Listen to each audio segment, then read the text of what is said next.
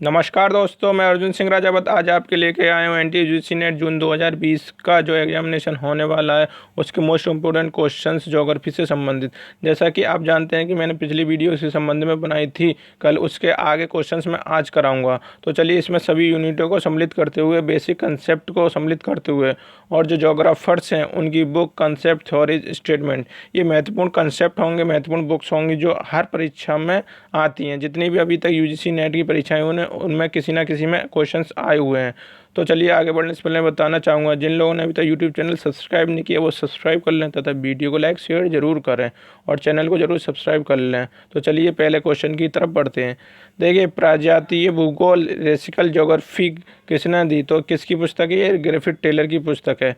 Next question, वातावरण, प्रजाति एवं प्रवास, environment, race and the migration किसका? ये भी ग्रिफिथ टेलर का ही है। नेक्स्ट क्वेश्चन आपका, देखिए 20वीं शताब्दी का भूगोल, ज्योग्राफी ऑफ 20th सेंचुरी किसकी है? तो ग्रिफिथ टेलर की। ये भी ग्रिफिथ टेलर की है। 20वीं शताब्दी का भूगोल किसने? ग्रिफिथ टेलर की पुस्तक का नाम है। जीवन एंड मृत्यु का भूगोल, ज्योग्राफी लाइफ एंड डेथ, ये किसका? डडले स्टैम्प का। डडले स्टैम्प की पुस्तक है। नेक्स्ट क्वेश्चन, देखिए दी पल्स ऑफ एशिया किसकी है? एल्बर्ट हटिंगटन की है। द पल्स ऑफ एशिया किसकी पुस्तक है? एल्बर्ट हटिंगटन की पुस्तक है। Changing nature of geography, changing nature of geography किसकी है? रोजर मैंसूल की है। रोजर मैंसूल की है। रोजर मैंसूल की पुस्तक है। Next question, geography universal, geography universal किसका है? ज्योग्राफी यूनिवर्सल किसका? बिलास का। बिलास का।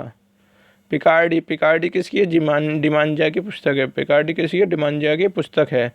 मानव भूगोल के सिद्धांत, मानव भूगोल के सिद्धांत, प्रिंसिपल ऑफ ह्यूमन ज्योग्राफी किसका? एल्बर्ट हटिंगटन की। मैंने सारी एल्बर्ट हटिंगटन की पिछले वीडियो में कराई, इस वीडियो में सारी पुस्तकों के लिए बता रहा हूँ। तो आगे बढ़ते हैं। ज्योग्राफी और जेनेलिसिस, ज्योग्राफी जेनेलिसिस किसकी है? तो आपकी वॉरेनियस की। जेनिफर, ये महत्वपूर्ण पुस्तक है। ज्योग्राफी या जेनेलिसिस वॉरेनियस की पुस्तक है। नेक्स्ट क्वेश्चन, शांति का भूगोल, geography of peace, geography of peace किसकी है? स्पाइकमैन की। स्पाइकमैन की पुस्तक है। जनसंख्या भूगोल किसका? जनसंख्या भूगोल पॉपुलेशन ज्योग्राफी क्लार्क का। क्लार्क का। देखिए, इस वीडियो के माध्यम से जो पिछली वीडियो तथा इस वीडियो में मैं सभी यूनिटों को कंबाइन करके सभी आंसर मैं आप लोगों को प्रोवाइड कर रहा हूं जो अभी तक आए हुए हैं तथा आने वाले के चांस हैं। मानव भूगोल की समस्याएं, the problem of the human geography किसकी पुस्तक है? ये भी डिमांजा की पुस्तक है। नेक्स्ट, भौतिक भूगोल के सिद्धांत, भौतिक भूगोल के सिद्धांत किसने दिया? प्रिंसिपल ऑफ फिजिकल ज्योग्राफी किसका? आर्थर होम्स का। आर्थर होम्स का। और आर्थर होम्स से महत्वपूर्ण सिद्धांत दिया, उसका सिद्धांत का नाम जरूर बताइए जो फिजिकल ज्योग्राफी से ही संबंधित है, आर्थर होम्स का। नेक्स्ट क्वेश्चन, देखिए राज्यों का प्रादेशिक विकास का प्रकाशन किसने किया? तो किसने किया? आपका रेडजेल ने किया। रेडजेल ने 1896 में, रेडजेल ने 1896 में किया इसका। राज्यों का प्रादेशिक विकास का प्रकाशन किसने किया? रेडजेल ने किया। और कब किया? 1896 में। देखिए, handbook of the commercial geography is the most important question and be answers है इसका GC चिस्लॉम। चिस्लॉम या चिस्लॉम, GC चिस्लॉम की पुस्तक का नाम है handbook of the commercial geography. देखिए, ई रेक्लस की रचना यूनिवर्स ज्योग्राफी। ये जोग्राफर और इसकी रचना क्या है? Universal geography. Universal geography. देखिए, morphology of the earth surface, morphology of the earth surface किसकी है? ए पेंग की। अल्फ्रेड पेंग जिसको कहा जाता है, ए पेंग की पुस्तक है। नेक्स्ट क्वेश्चन, देखिए the study of the geography, the study of geography किसकी है? द स्टडी ऑफ ज्योग्राफी ये एफ बोयस की। एफ बोयस की पुस्तक है। Frontier in American, frontier in American history किसकी है? FJ टर्नर की। FJ टर्नर की पुस्तक है। नेक्स्ट क्वेश्चन, देखिए एंथ्रोपोजोग्राफी किसकी है? एंथ्रोपोजोग्राफी किसकी है? रेडजेल की। आप सभी जानते हैं, इसी के ख्याति मिली थी इनको। भूगोल को, मानव भूगोल का पिता कहा जाने लगा रेडजेल को। नेक्स्ट क्वेश्चन, भूगोल कैसी हो, भूगोल कैसी हो किसकी पुस्तक है? P क्रिप्टकॉन की। P क्रिप्टकॉन की है।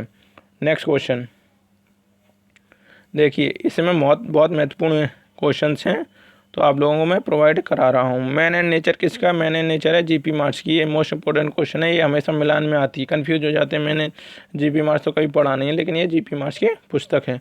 ज्योग्राफी के लेखक कौन है? ज्योग्राफिया के लेखक कौन है? एरिस्टोस्थनीज हैं। ज्योग्राफिया के लेखक कौन है? एरिस्टोस्थनीज हैं। देखिए, किसी स्थान की अपेक्षिक आर्द्रता का उपकरण क्या होता है? देखिए, किसी अपेक्षिक आर्द्रता का उपकरण होता है हाइग्रोमीटर। हाइग्रोमीटर होता है। मृदा में उपस्थित जल की कुल मात्रा को कहते हैं होलार्ड कहते हैं। होलार्ड, मृदा में उपस्थित जल की कुल मात्रा को क्या कहते हैं? होलार्ड कहते हैं। देखिए, बेकार सख्त भूमि पर उगने वाले पेड़ों को कहा जाता है या पौधों को क्या कहा जाता है? तो कार्सोफाइट्स कहा जाता है। कार्सोफाइट कहा जाता है। लेकिन नोबल गैसों में कौन सी वायु में नहीं पाई जाती? तो कौन सी वायु में पाई जाती है? रेडॉन नहीं पाई जाती है। नेक्स्ट क्वेश्चन देखिए, कौन सा कृत्रिम पारितंत्र है? देखिए धान का खेत एक कृत्रिम है जो क्योंकि मनुष्य के द्वारा बनाया हुआ है। नेक्स्ट क्वेश्चन देखिए, भारत में मैंग्रोव वनस्पति अधिक विस्तृत पाई जाती है। कहाँ पाई जाती है? तो सुंदरबन में पाई जाती है, सुंदरबन में। वायु क्या? वायु एक मिश्रण है, आप सभी जानते हैं। कौन सा पारिस्थितिक तंत्र के पृथ्वी के सर्वाधिक क्षेत्र में फैला है? तो सामुद्रिक, ओशियनिक या समुद्रिक। जो सी है वो बहुत स्थिति सर्वाधिक क्षेत्र में फैला हुआ, सामुद्रिक। नेक्स्ट क्वेश्चन, भूगोल में मानव पारिस्थिति के रूप में परिभाषित किया था। तो हरलोक बैरोज ने मानव परिस्थिति के रूप में परिभाषित किया था। किसको? भूगोल को। पारिस्थितिक निकेतन की संकल्पना किसने प्रतिपादित की थी? तो किसने की थी? ग्रीनएल्स ने की थी। नेक्स्ट क्वेश्चन देखिए, पाई तंत्र में बाज का स्थान होता है। बाज का स्थान सर्वोच्च उपभोक्ता के नाम से जाना जाता है। पारितंत्र में जैविक एवं जैविक घटकों के मध्य योजनाई कड़ी कौन सी है? तो खाद्य जाल है। आप सभी जानते हैं खाद्य जाल कैसे है। सामान्य रूप से आहार श्रृंखला में कितनी कड़ियाँ होती हैं? 4 कड़ियाँ होती हैं, 4 कड़ियाँ। भूतल दीर्घकालीन की निर्वाहित जीवन किसकी विशेषता है? भूतल पर दीर्घकालीन निर्वाहित जीवन किसकी विशेषता है? तो पारिस्थितिक तंत्र की विशेषता है। नेक्स्ट क्वेश्चन, पौधे किस प्रकार का जल अवशोषित करते हैं? कैसे करते हैं? केशिका के तरीके से करते हैं। वन के पेड़ों पर छालों पर उगे मिलते उन्हें क्या कहते हैं? लाइकन कहते हैं। जो वन के पेड़ों पर छालों पर जो उगे हुए मिलते हैं उनको लाइकन कहा जाता है। विश्व के सभी भौगोलिक पारितंत्र के संगठन को कहते हैं। तो क्या कहते हैं? जैवमंडल कहते हैं। पर्यावरण अवांछनीय परिवर्तन करने का कौन सा संकट उत्पन्न है? पारिस्थितिक संकट। अगर हम पर्यावरण कोई भी अवांछनीय जो वांछनीय नहीं है उनमें अगर परिवर्तन करते हैं तो हम पारिस्थितिक संकट को निमंत्रण देते हैं। नेक्स्ट क्वेश्चन देखिए, पर्यावरण से बहुत इंपॉर्टेंट क्वेश्चंस मैंने आप लोगों को करा रहा हूँ। तो इसमें सारी यूनिटों को सम्मिलित करते हुए मैंने इस वीडियो पहली और दूसरी 2 वीडियो बनाने का प्रयास किया है। तो इस चैनल को सब्सक्राइब करें, वीडियो को लाइक करें तथा शेयर जरूर करें। देखिए, पादप वृद्धि हेतु सबसे उपयुक्त मिट्टी कौन सी होती है? दोमट मिट्टी होती है। देखिए, मरुस्थल पादप अधिकतर होते हैं तो कौन से होते हैं? मांसल होते हैं। देखिए, एक तालाब के पारितंत्र में जीव का बाहर का पिरामिड कैसा होता है? तो उल्टा होता है। 10% का नियम किसने दिया था? तो लिंडेमान ने दिया था। 10% का नियम किसने दिया था? लिंडेमान ने दिया था। पारितंत्र का शब्द का प्रयोग सबसे पहले किसने किया था? तो एजी टैंसले ने किया था। सर्वप्रथम किसने गहन पारिस्थितिकी डीप इकोलॉजी शब्द का प्रयोग किया? तो अनिस मेनेस ने किया था। नेक्स्ट क्वेश्चन देखिए, प्रकाश संश्लेषण द्वारा ऊर्जा का कितना प्रतिशत भाग रासायनिक ऊर्जा में परिवर्तित होता है? तो कितना होता है? 1 से 2% होता है। नेक्स्ट क्वेश्चन, एक पारितंत्र में मानव व सभी जंतु होते हैं। कौन से होते हैं? एक उपभोक्ता होते हैं। उत्पादनकर्ता तो सभी पेड़ पौधे होते हैं, लेकिन मानव एवं सभी जंतु क्या होते हैं? उपभोक्ता होते हैं। नेक्स्ट क्वेश्चन, एक से अधिक जातियों का समूह जो किसी स्थान पर रहता है उसे क्या कहते हैं? जैव समुदाय। इकोलॉजी पारिस्थितिकी शब्द का प्रयोग किसने किया था? ई हैकल ने किया। देखिए, पारितंत्र का किसने किया था? एजी टैंसले ने। लेकिन इकोलॉजी शब्द का प्रयोग सबसे पहले एक हैकल ने किया था। नाइट्रोजन यौगिकरण करने वाला जीवाणु है एस्टोबैक्टर है।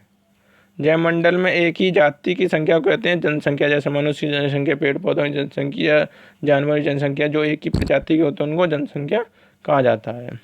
लवणीय मृदा में उगने वाले पौधे होते हैं हेलोफाइट। देखिए, हेलोफाइट, जब भी लवणता का प्रश्न आए तो उसके आगे हमेशा हेलोक्लाइन, हेलोफाइट, सब हेलो शब्द जरूर लगा होगा। नेक्स्ट क्वेश्चन, पारितंत्र का गतिक हृदय कहलाता है ऊर्जा का प्रवाह व खनिज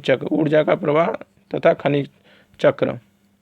देखिए, सर्वप्रथम पारिस्थितिक स्तूप की परिकल्पना किसने की थी? तो चार्ल्स एल्टन ने की थी। महत्वपूर्ण क्वेश्चन है, most important question. Surya Prakash में उगने वाले पौधों को क्या कहते हैं? आत्पोविद कहते हैं। खाद्य जाल में ऊर्जा का प्रवाह होता है एक दिशीय होता है, जिसमें आप सभी जानते हैं कि हमेशा जो खाद्य श्रृंखला का होता है वो हमेशा एक दिशीय में ऊर्जा प्रभावित होती है।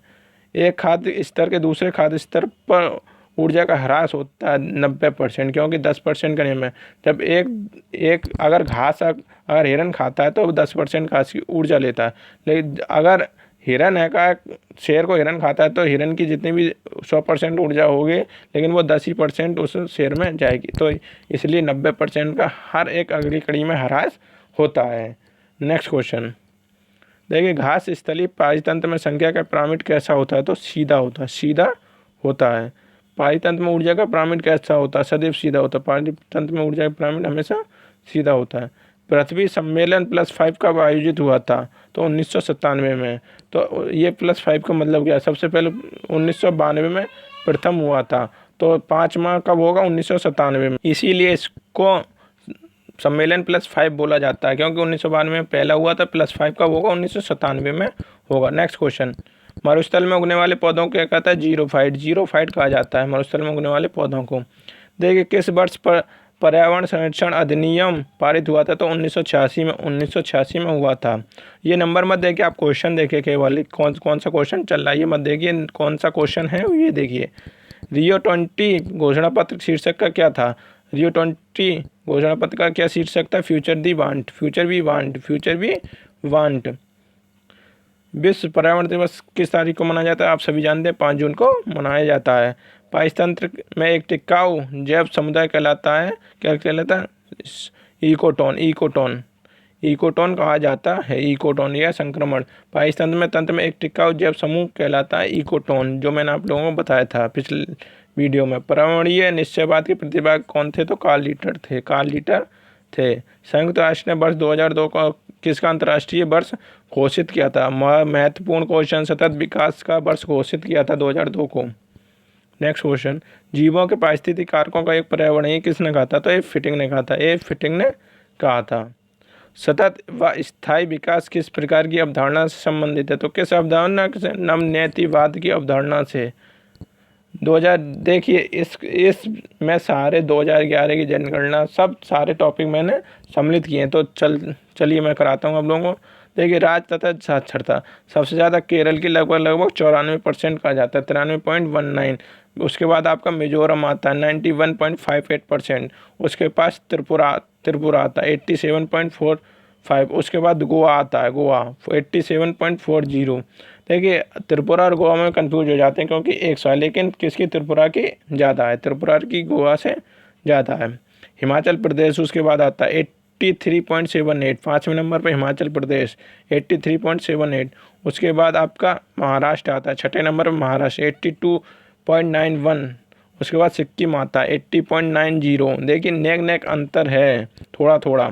तमिलनाडु के 80.33 और नागालैंड की 80.811 और 10 नंबर पर आपका मणिपुर। तो टॉप 10 स्टेट के जो साक्षरता में अधिक हैं वो मैंने आप लोगों को करा दी। 7.85 मणिपुर की है 10वें नंबर पे। नेक्स्ट क्वेश्चन देखिए, अब जातियों से संबंधित है, जनजाति जो हमारी उनसे संबंधित सीरीज है। अब कौन सी जनजाति ऋतु प्रवास करती है? तो भूटिया जनजाति, जो आपके सिक्किम में पाई जाती है भूटिया। और एक भोटिया होती है। भोटिया जनजाति कहाँ पाई जाती है? आप कमेंट बॉक्स में ज़रूर बताइए। सरूल त्योहार कौन सी जनजाति बनाती है? सरूल त्योहार कौन सी बनाती है? मुंडा एवं ओराम जनजाति, जो झारखंड में पाई जाती हैं। नेक्स्ट क्वेश्चन, कत्था बनाने वाली अनुसूचित जनजाति कौन सी है? तो कौन सी है? खेरवाड़ जनजाति। भारत में किस जनजाति समुदाय सबसे ज़्यादा जनसंख्या? तो भील की सबसे ज़्यादा जनसंख्या है, 1,70,71,049 है। नेक्स्ट क्वेश्चन देखिए, संतालों में विवाह का सबसे सामान्य रूप कौन सा है? तो बापला या बुपला। नेक्स्ट क्वेश्चन, कौन सी जनजाति दिवाली का शोक मनाती है? तो थारू जनजाति दिवाली को शोक के रूप में बनाती है। नेक्स्ट क्वेश्चन, सरदार सरोवर बांध। अब बांधों से संबंधित क्वेश्चन, सरदार सरोवर बांध किस नदी पर बना है? तो नर्मदा नदी में, गुजरात में। सरदार सरोवर बांध कहाँ बना है? नर्मदा नदी पर बना हुआ है, गुजरात में। नेक्स्ट क्वेश्चन देखिए, घाट प्रभा परियोजना किस नदी पर है? घाट प्रभा नदी पर है। घाट प्रभा नदी पर बनी है कर्नाटक में। नेक्स्ट क्वेश्चन देखिए, भारत में सबसे पुराना जल विद्युत स्टेशन कौन सा है? देखिए, सिंद्रोपोंग या सिद्राबाग दो दार्जिलिंग में है, पश्चिम बंगाल में। 1897 में बना था। सबसे पुराना भारत का जल विद्युत कौन सा? सिद्रापोंग या सिद्राबाग या दार्जिलिंग में स्थित है, पश्चिम बंगाल। 1857 में इसका निर्माण किया गया था। देखिए माल्टा तीला बांध परियोजना किस नदी पर बनाई गई है? तो बेतवा नदी पर। उत्तर प्रदेश तथा मध्य प्रदेश की संयुक्त परियोजना है माता टीला बांध परियोजना। नेक्स्ट क्वेश्चन, ये अलमट्टी बांध किस नदी पर स्थित है? तो अलमट्टी बांध है कृष्णा नदी पर, कर्नाटक में। कृष्णा नदी पर, कर्नाटक में।